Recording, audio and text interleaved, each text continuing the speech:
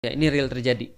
Ada yang pernah bilang sama aku, dia itu dianggap sebagai kesialan bagi ibunya. Aduh. Karena menurut ibunya, ketika dia lahir, anak ini bawa sial karena bapaknya terus kemudian selingkuh. Setelah selingkuh pergi, anak ini terus kemudian dianggap sial, digebukin terus dari kecil. Yang disalahin anaknya karena Sampai diinjek kepalanya. Aduh. Terus dibilang, kesalahan terbesarku adalah melahirkan kamu. Kira-kira gimana? Sedih banget kan ya? Tapi terus anak ini bilang apa? Anak ini bilang gini, Ustadz, gimana caranya aku tetap bisa untuk balas jasa ibuku? Aku bilang, lihat ya, dunia ini di saat yang sama ada seorang ibu ngadu kepada aku, anaknya sudah dikasih makan dengan yang baik, sudah diajarin dengan yang baik, tapi anaknya terus kemudian bantah sama ibunya. Ibu kolot. Nyuruh aku sholat, udahlah gak usah sok suci. Kalau mau masuk surga aja.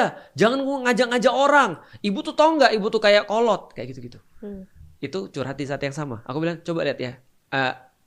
Bagaimana Allah tuh kayak seimbang ketika ngasih orang ujian. Ada orang yang benar-benar harusnya dia benci sama ibunya, ternyata dia masih mau berbakti sama ibunya.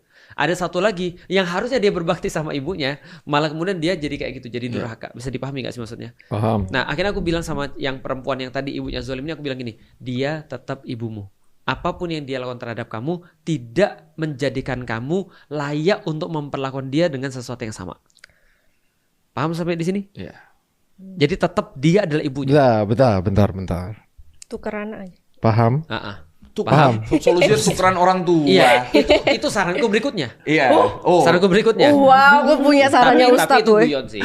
Oh, guyon. Guyon. Tapi ya coba kalian kan sebenarnya masalahnya tinggal ditukar kan? Iya. Biar yang jahat sama yang jahat dapat Iya, kan? ya udah. Nah, betul. Nah, tapi aku bilang tetap ibunya. Nah, cuma mengenai dengan kezolimannya, Rasul pernah bilang sama sahabat, bantulah sahabatmu yang zolim. Para sahabat bilang lah, kalau kami bantu sahabat yang dizolimi, kami ngerti. Gimana dengan membantu sahabat yang zolim? Kata Rasul, bantulah dia untuk menghentikan kezolimannya. Jadi jangan dibalas kezolimannya, tapi berhenti dari kezolimannya. Contoh, kalau dia lagi tantrum ibunya, pergi dari rumah. Jangan mau diinjek-injek kepalanya. Jangan mau dimarah-marahin. Jangan mau dicaci maki. Udah keluar aja. Terus bilang, ibu saya gak suka ketika ibu kayak gini. Karena aku juga manusia. Tapi tidak menjadikan dia harus kemudian balas pada ibunya.